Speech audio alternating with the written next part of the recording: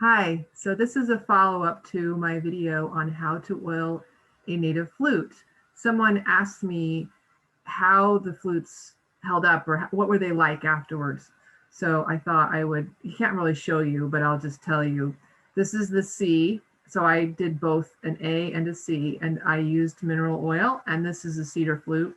So I mentioned at the end of the video that I had, put oil on the outside too, and it was kind of sticky and a little tacky.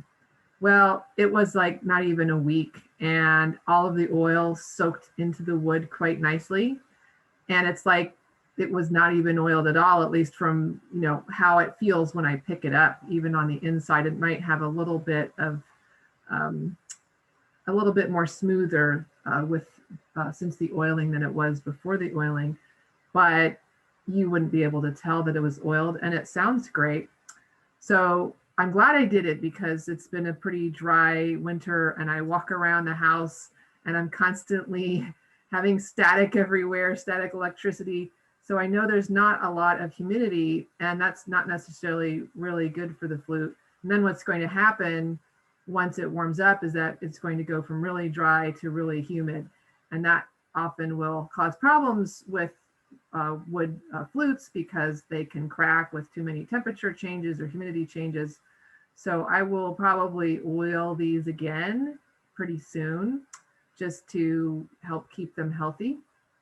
One thing I didn't make quite clear in my video is this whole issue of the block area. So you'll see these two holes here. So this is the block, which I just have kind of loose so I can slide it around. I took the block off to oil the flute, and it's good to know that right here in between this top hole and the second hole, there's actually a blockage in the flute. So the flute doesn't have an open hole all the way down. The flute actually goes until here and then it stops.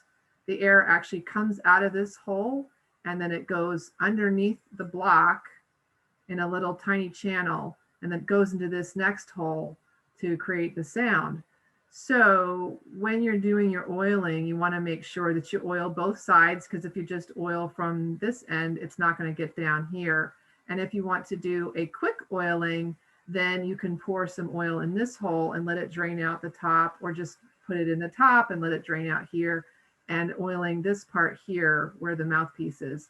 It's more important to oil this part if you are in a hurry, because from here to here is where all your moisture goes in, and that's the part that gets the most stress from the air that you're blowing in. And also, it's good to remember, especially if you've played for a little while, like if you play for 5 minutes, don't bother. But if you're going to play for a little while, you want to take this block off or move it up and then shake that water out so that you don't get all sorts of nice little things or extra moisture growing in your flute. So that's just a follow-up to my oiling your flute video. I hope that was helpful, and happy playing. Thank you.